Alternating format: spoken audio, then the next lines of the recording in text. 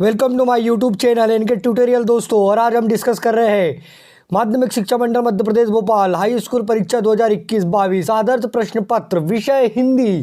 ठीक है दोस्तों, तो ये हिंदी का बेहतरीन पेपर, वास्तविक पेपर जो कि आपके एग्जाम में आगे काफ़ी क्वेश्चन पूछे जाएंगे। ठीक है दोस्तों, तो यह मैं अपने चैनल के माध्यम से आपको बताने जा रहा हूँ। ठीक है दोस्तों, तो ज़रूर देखिए इस पेपर को और कल का अपने पेपर को बहुत बढ़िया बनाइए। इन क्वेश्चनों को जरूर पढ़े और बहुत अच्छे से पढ़े। समय 3 घंटा, पूर्णांक 80। निर्देश सभी प्रश्न हल करना अनिवार्य है। दूसरा प्रश्न क्रमांक 01 से 05 तक वस्तुनिष्ठ प्रश्न है जिनके लिए प्रत्येक प्रश्न 1 नंबर का है और कुल 32 क्वेश्चन है। 32 गुणा 1 बराबर 32 अंक निर्धारित है। प्रश्न क्रमांक 6 से 15 तक प्रत्येक प्रश्न के लिए 2 अंक निर्धारित है तथा शब्द सीमा लगभग 30 शब्द है। प्रश्न क्रमांक 16 से 19 तक प्रत्येक प्रश्न के लिए 0.3 अंक निर्धारित है तथा शब्द सीमा लगभग 75 शब्द है। प्रश्न क्रमांक 20 से 23 तक प्रत्येक प्रश्न के लिए 4 अंक निर्धारित है तथा शब्द सीमा लगभग 120 शब्द है दोस्तों। तो दोस्तों पहला प्रश्न है, सही विकल्प चुनकर लिखिए। 6 गुणा 1 बराबर 6 है ना। 6 क्वेश्चन है, 1 नंबर का 1 क्वेश्चन है, कुल मिला के 6 नंबर है। भक्ति काल की कृष्ण भक्ति धारा के प्रवर्तक है श्री शंकराचार्य महाप्रभु वल्लभाचार्य। ठीक है, महाप्रभु वल्लभाचार्य, श्री रामानुजाचार्य और श्री शुक्राचार्य। दूसरा निबंध के प्रमुख तत्व है पहला 2, दूसरा 3, तीसरा 5, चौथा 6। ठीक है, हिंदी का पहला आंचलिक उपन्यास माना जाता है।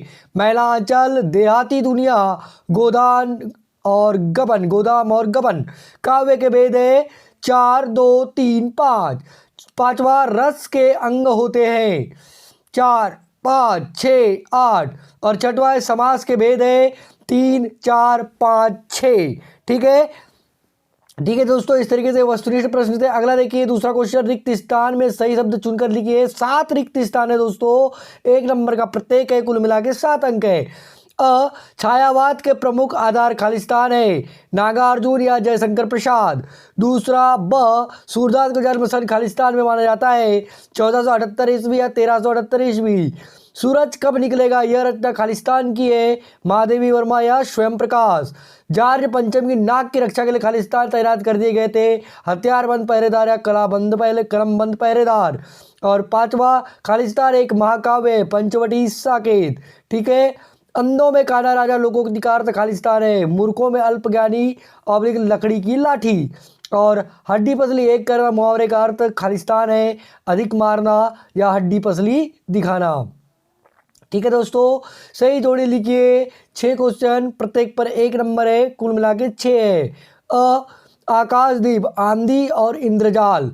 ठीक है, तो सेकंड कॉलम में दिया कमलेश्वर। ठीक है, माल गोविंद भगत, रेखा चित्र अगे, जॉर्ज पंचम की नाक, हरिवंश राय बच्चन, मैं क्यों लिखता हूँ, कहानी संग्रह है, कोटि कुलिस समवचनु तुम्हारा, पंक्ति में क्रिया विशेषण कहलाते हैं। क्रिया की विशेषता बताने वाले शब्द आश्रित वाक्य, अनुप्रास व उपमा अलंकार और ग्रामीण जीवन की सजीव झांकी। निम्न प्रश्नों के उत्तर एक वाक्य में लिखिए। 7 क्वेश्चन है, प्रत्येक पर 1 अंक है, कुल मिला के 7 नंबर। नई कविता का प्रारंभ किस सन में माना जाता है। हिंदी का प्रथम उपन्यास किसे माना गया है। पाठ छाया मत छूना के कवि का नाम लिखिए। बाल गोविंद भगत की पुत्र वधू उन्हें अकेले क्यों नहीं छोड़ना चाहती थी। मातृक छंद की परिभाषा लिखिए। तुम तो कालू हाँक जनु लावा, इस पंक्ति में नीत अलंकार का नाम लिखिए और यह अनेकार्थी शब्द की परिभाषा लिखिए। पांचवा, सत्य या असत्य लिखिए। कुल मिला के 6 क्वेश्चन है, प्रत्येक पर 1 नंबर है, कुल मिला के 6 नंबर। प्रयोगवाद के जनक सच्चिदानंद, हीरानंद, वात्स्यानंद अगेय माने जाते हैं, सही या गलत बता रहा है। नाटक विधा में अभिनय तत्वों को सम्मिलित किया गया है। हिरोशिमा की घटना विज्ञान का भयानकतम दुरुपयोग नहीं है। भोलानाथ का असली नाम तारानाथ था। चौपाई छंद में 4 चरण और प्रत्येक चरण में 16-16 मात्राएं होती है। निपात शब्दों का प्रयोग वाक्य को अलग करने के लिए किया जाता है। आपको बताना है सही है या गलत है। अब देखिए 6वां क्वेश्चन, 2 नंबर का है क्वेश्चन, भक्ति काल की कोई 2 विशेषताएं लिखिए अथवा प्रयोगवाद की कोई 2 विशेषताएं लिखिए। आईएमपी क्वेश्चन है दोस्तों। कवि सूर्यकांत त्रिपाठी निराला अथवा कवि ऋतुराज का शिल्प सौंदर्य लिखिए। 2 नंबर। 8, लक्ष्मण ने वीर योद्धा की क्या क्या विशेषता बताई, कोई दो विशेषताएं लिखिए। अथवा कवि आत्मकथा लिखने से क्यों नहीं बचना चाहता है। 9वां, वीर रस की परिभाषा उदाहरण सहित लिखिए। अथवा महाकाव्य किसे कहते हैं, किसी एक महाकाव्य का नाम लिखिए। ठीक है। 10वां क्वेश्चन है दोस्तों, दोहा छंद की परिभाषा उदाहरण सहित लिखिए। अथवा मानवीकरण अलंकार की परिभाषा उदाहरण सहित लिखिए। 11, कहानी की परिभाषा लिखिए एवं प्रेमचंद की कोई दो कहानियों के नाम लिखिए। अथवा आत्मकथा विधा का परिचय लिखते हुए एक लेखक का नाम और उनकी एक रचना का नाम लिखिए। 12वां, लेखक स्वयं प्रकाश अथवा लेखिका मनु भंडारी की कोई दो भाषागत विशेषताएं लिखिए। 13वां, एक कहानी यह भी आत्मकथा में लेखिका के पिता ने रसाई को भटियार खाना कहकर क्यों संबोधित किया है। अथवा वास्तविक अर्थों में संस्कृत व्यक्ति किसे कहा जा सकता है। 14, निपात शब्द की परिभाषा उदाहरण सहित लिखिए। अथवा समास के प्रकारों के नाम लिखिए। 15वां, लेखक ने अपने आप को हिरोशिमा के विस्फोट का भोक्ता कब और किस तरह महसूस किया। अथवा जॉर्ज पंचम की लाट की नाक को पुनः लगाने के लिए मूर्तिकार ने क्या क्या यत्न किए। 16वां, महाकाव्य और खंड काव्य में कोई तीन अंतर लिखिए। अथवा स्थायी भाव एवं संचारी भाव में कोई तीन अंतर लिखिए। ठीक है। 17वां, मुहावरे एवं लोकोक्ति में कोई तीन अंतर लिखिए। अथवा विज्ञापन लेखन एवं सूचना लेखन में कोई तीन अंतर लिखिए। ठीक है, या स्पष्ट कीजिए। 18वां, अपठित गद्यांश। देखिए दोस्तों, यहाँ से 16 से 17, 16, 17 और 18 ये 3 नंबर के क्वेश्चन है दोस्तों, है ना। अपठित गद्यांश अथवा अपठित काव्यांश को पढ़कर नीचे लिखे प्रश्न को उत्तर दीजिए। जिस मनुष्य के हृदय में ईर्ष्या घर बना लेती है वह उन चीज़ों से आनंद नहीं उठाता जो उसके पास मौजूद है, बल्कि उन वस्तुओं से दुख उठाता है जो दूसरे के पास मौजूद है। दोस्तों बहुत ही बढ़िया गद्यांश है। और पहला क्वेश्चन है, उपयुक्त गद्यांश का सटीक शीर्षक सुनिए।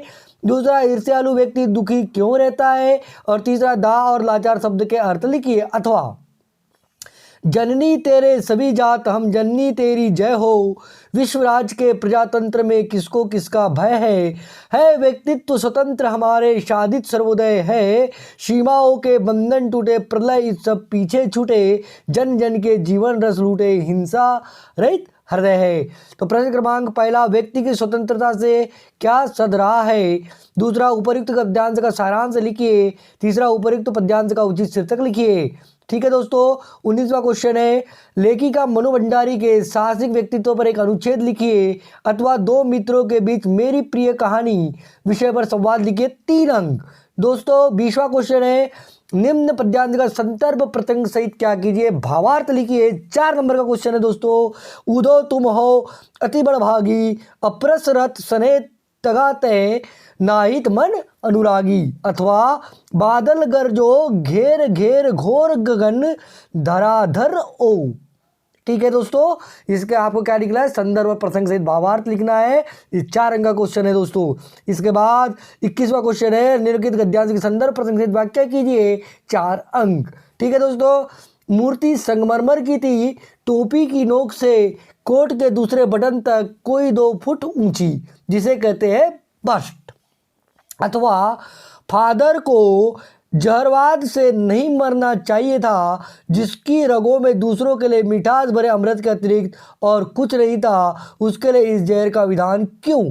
ठीक है दोस्तों, इसका आपको क्या लिखना है, संदर्भ प्रसंग सहित व्याख्या लिखनी है। क्वेश्चन नंबर 22, मान लीजिए आपकी कक्षा 10वीं की अंक सूची की मूल प्रति गुम हो गई है।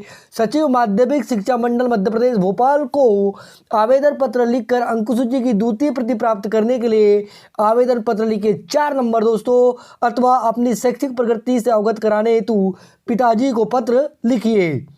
ठीक है। 23वां क्वेश्चन है, निम्नलिखित विषयों में से किसी एक विषय पर रूपरेखा सहित निबंध लिखिए। 4 अंक। पहला, मेरा देश भारत। दूसरा, पर्यावरण प्रदूषण समस्या व समाधान। जल ही जीवन है।